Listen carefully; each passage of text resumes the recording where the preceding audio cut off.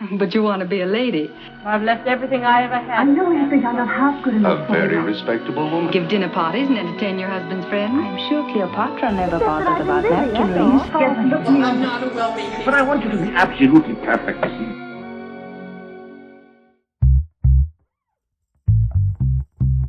It's now 1964, and the Canadian Mennonite Relief and Immigration Council merged with inter-Mennonite organizations to officially establish the Mennonite Central Committee Canada in Winnipeg, Manitoba. While many conservative groups isolated themselves to retain their faith and communal practices, the broader Canadian Mennonite population was starting to move away from strictly agricultural, isolated colonies. Young people began pursuing higher education at newly established institutions and universities, and entering professional roles outside of their traditional farming enclaves. I'm waking up. I own this shop. It may not be all glamour, but I am the manager. Let's open the doors. We have some women to dress, 'cause we know it best. Get those racks on the floor. Let's open the door. Hi, Merna. Welcome to Anne's. Let me know if I can help you find anything. Oh, it's all right. I'm only window shopping today. In that case, I fear you're out of luck. Why's that? We're a dress shop. We don't sell any windows. Oh, Anne, you're always such a hoot. I'm so glad you opened up this boutique. Now I don't have to drive into the city every time I want to find something new. Unless, of course, you're looking to replace your husband. Speaking of my husband, I would love to try on the dress in the window. Sure, but you might be more comfortable in the change room. On second thought, it seems I've left my wallet at home. Oh, your husband didn't want to come? The last time my husband came shopping with me, he made us go home early, complaining of a headache due to all the cash registers going ka-ching. My husband's reaction would be the opposite. In fact, his biggest dream is for the doctor's office to be filled with husbands with headaches. Refold, refold. It's a little worn out at the seams, but we are selling half-forgotten dreams. A second chance, a new life.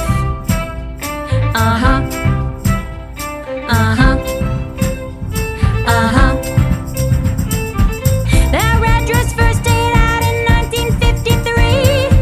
These leather boots gave courage walking down the street. This fur coat lived on stage, a bellow with a flame. Every misfit finds a home, every piece a brand new name.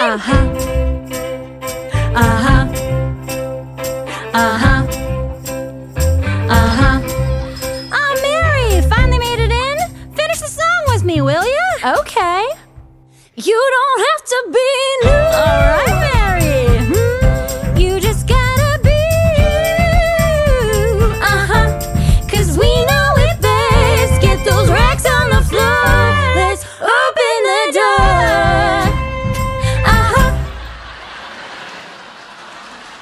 Sorry I'm late, Anne. My youngest was pretending she was a cat. How long was that going on? Oh, I'd guess since she was a kitten.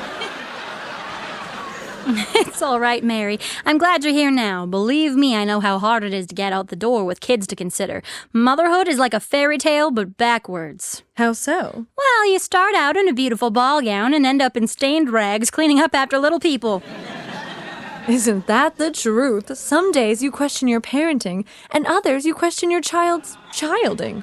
By the way, Anne, did your kids ever give you a hard time about doing chores? Oh yeah, my oldest son always complained about having to sweep the living room, but I'll tell you a secret. I started telling him he was the best sweeper I've ever seen, and now he never complains. Worked like a charm. And now I'm questioning if I truly am the best toilet scrubber you've ever seen. Oh, speaking of, would you mind? The bathroom in the back could use your special set of skills. Of course. If I'm ever going to go pro, I can't skip a day of practice. Wonderful. I'll work on my mail sorting skills and we can enter the next Olympics as a team. Let's see here. Bills, bills, Bills. You know, I always try to pay my bills with a smile. Unfortunately, the bank doesn't accept them as currency. Oh, what's this? What on earth? Everything okay in here? It's just, I got this letter from the concerned women of the First Mennonite Church. Oh, and what are the women concerned about at the First Mennonite Church? I mean, besides the Clausen boys shaving their beards. I don't know yet. I just started reading, but it sounds serious. I probably shouldn't share it.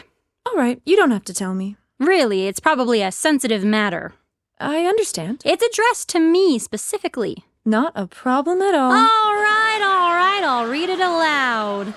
Dear Anne Froese, today we are writing to you to raise our concerns for an issue that has been plaguing our community in recent days.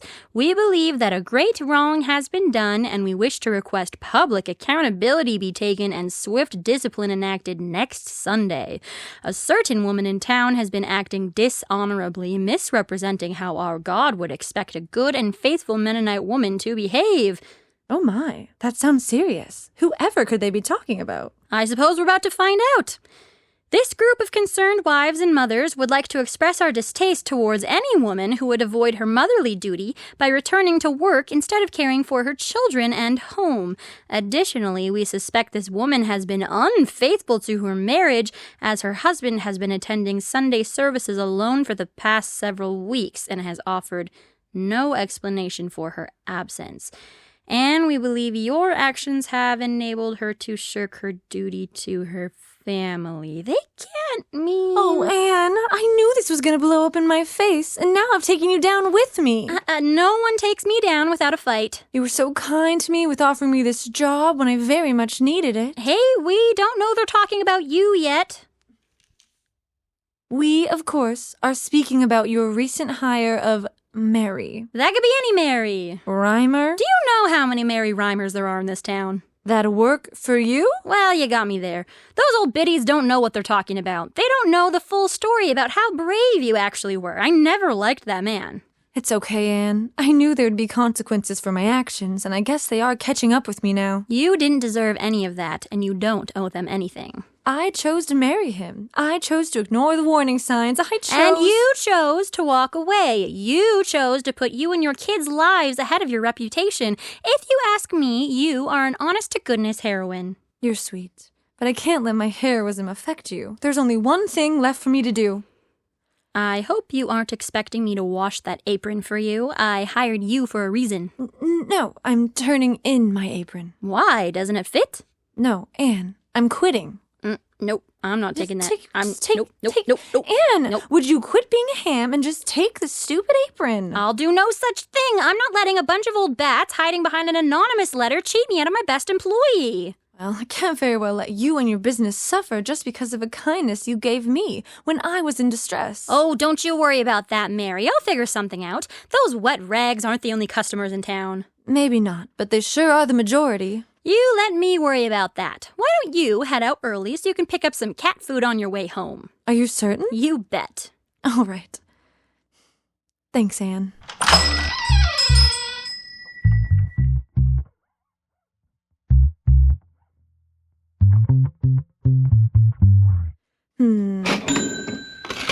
Let's see. $15 and 1, 2, 3. Mary, recounting the till won't change the fact that we've had a slow day. I know, Anne. It's just that it hasn't been a slow day. It's been a slow week. This is business, Mary. Some weeks are busy while others are... What's that? Another letter? You know what? I bet this is an apology. An apology? An apology. Those silly ladies must have realized our business is none of their business. I'm not so sure. Just you wait. Those ladies are crawling back now that they realize they have to pay full price for their next church dress. Let's see here. Dear Anne Froese, blah, blah, blah. Huh. Yada, yada. All right. So, was it an apology? In a manner of speaking. Give me that. Dear Anne Froese, we regret to inform you that due to your uncooperation, our hands has been forced. The ladies of First Mennonite Church have notified the community that we will no longer be supporting your shop and have advised others to do the same. What part of this is an apology? It begins with, "We regret to inform you," so you know they're sorry about it. And they are trying to discipline you for not firing me. I won't hear anything about it. If they think they can come around here leaving me nameless notes and trying to tell me how to run my business, they have another thing coming to them. What can we do about it, though? Because of me, they're going to run your shop into the ground. Not my shop.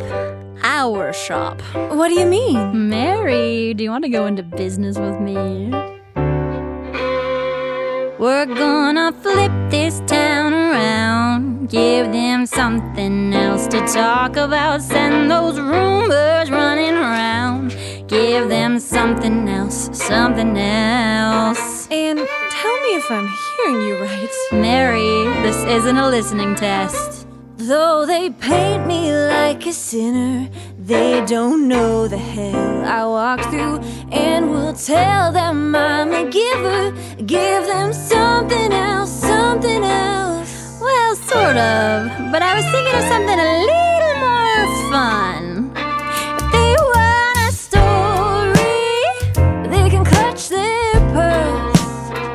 we'll give them something else, something else. Come to stare me down. Give them something proud. I'm gonna stand my ground. Let the people cry. Give them something.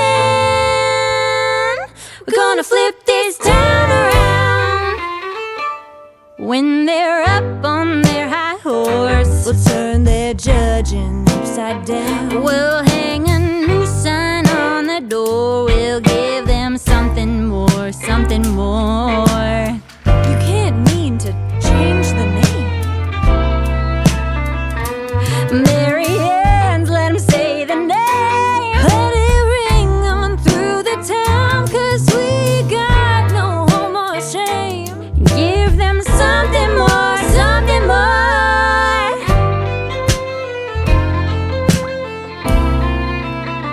If they want a story, They can clutch their pearls. we'll give them something else, something else. Oh, come to stare me down. Give them something proud. Gonna stand my ground. Let the people cry. Give them something. If they want a story, we'll give them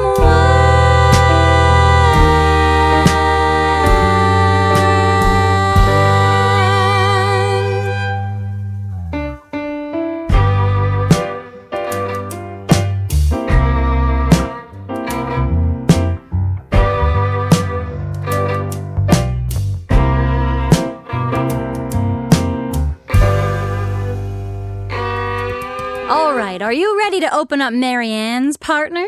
May I do the honors? Please do. I wouldn't have it any other way.